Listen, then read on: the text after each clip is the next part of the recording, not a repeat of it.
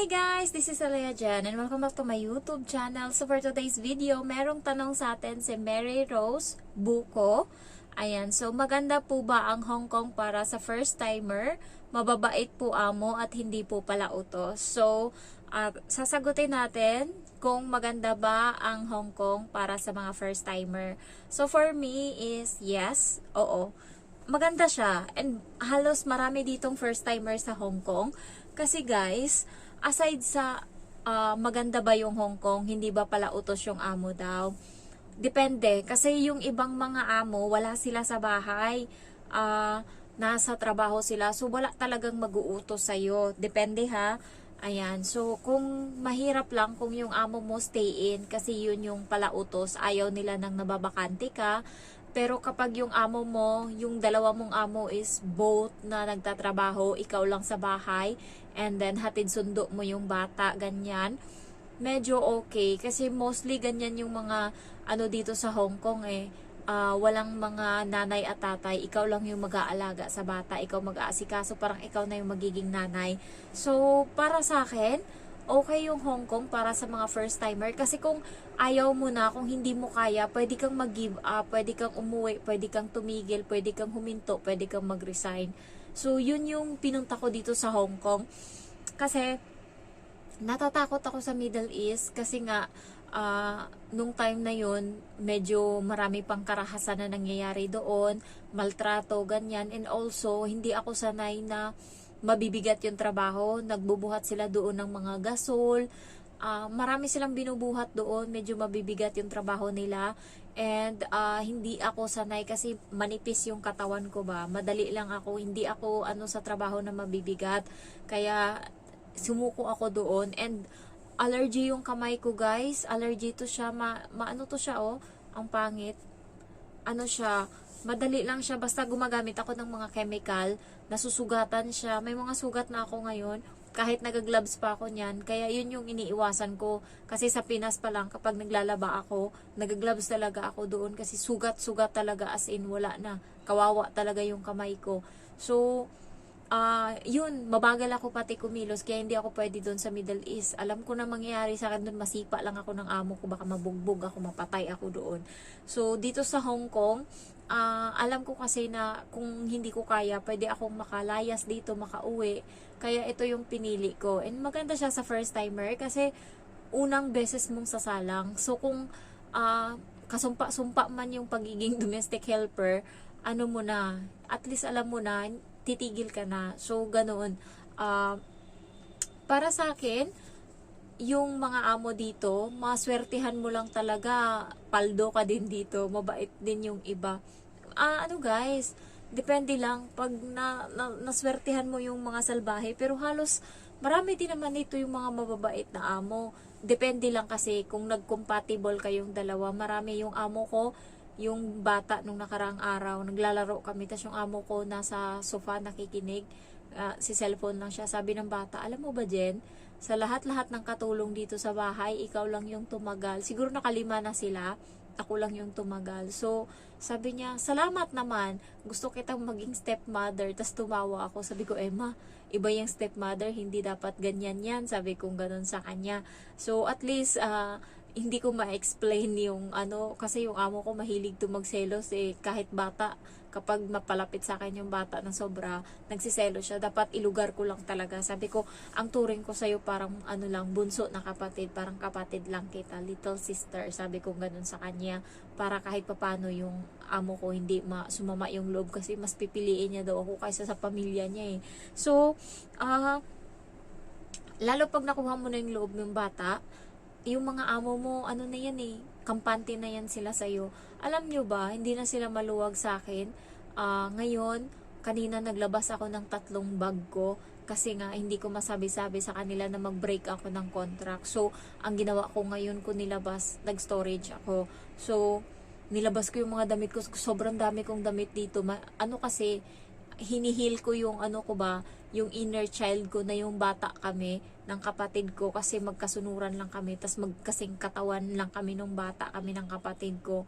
So salitan lang kami ng damit. Halimbawa suotin ko ngayon tong damit na to, labhan niya ng mama ko bukas. Pag tuyo niyan, sunod na araw yung kapatid ko naman yung magsusuot niyan sa school.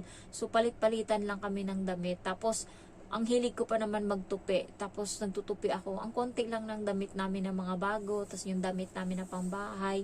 Sabi ko sa sarili ko, promise ko talaga, paglaki ko, sabi ko ganun, bibili talaga ako ng madaming damit. Sabi ko, yun talaga guys, yung promise ko ngayon, yung bahay, sa bahay, doon sa probinsya, 2 puno na Durabox yung damit ko. Binenta ko na nga yung iba. Tapos sa Manila, meron din akong mga damit doon. Siguro mga konti lang, siguro mga 2 layer ng Durabox.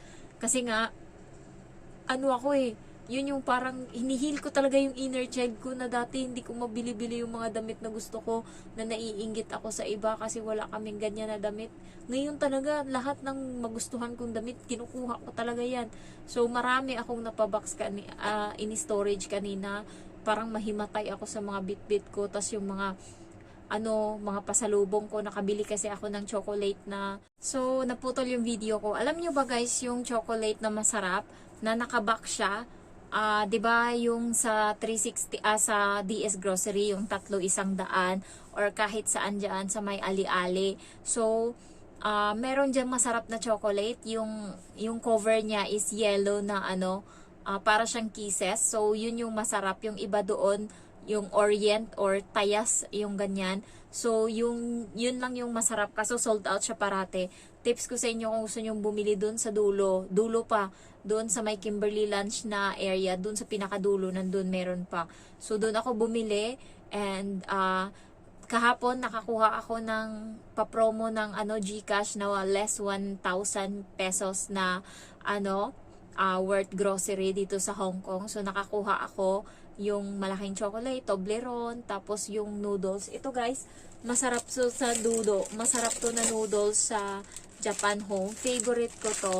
Ayan, so ramen siya. Kung gusto nyong makatikim nito or ito yung bilhin nyo. Masarap to. Sa Japan Home kayo makakuha. So pakuluan nyo lang yan ng yung tubig, tas pakuluan, lagay kayo ng tubig, tas pakuluan nyo siya, lagay nyo lahat. 3 minutes lang pwede nyo nang kainin. So masarap siya. Next,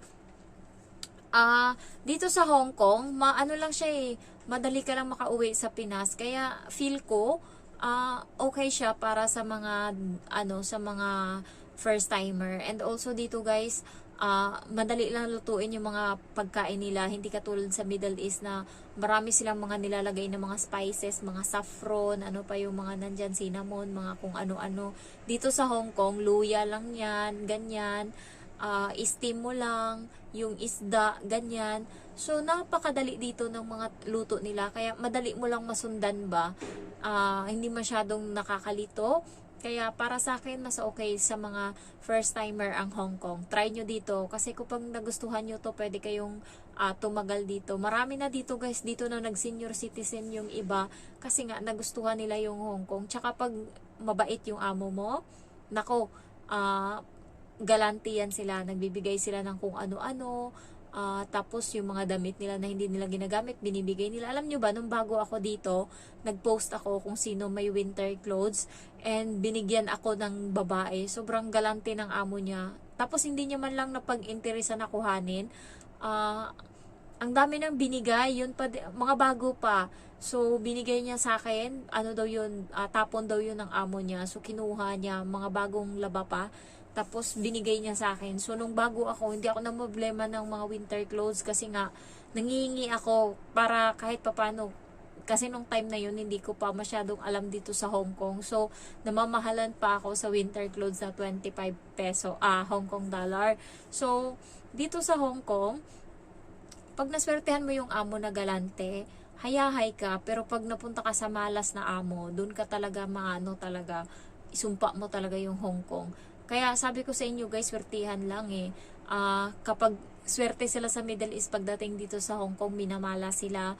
Kapag malas ka naman doon, dito swerte. Alam nyo, yung mahirap lang naman yung 2 years yung unang 2 years mo. Pero pag naka-experience ka na, nag-finish ka na ng contract, pwede ka na makahanap ng mga foreigner, AFAM, yung mga European, US, mga ganyan na mga amo.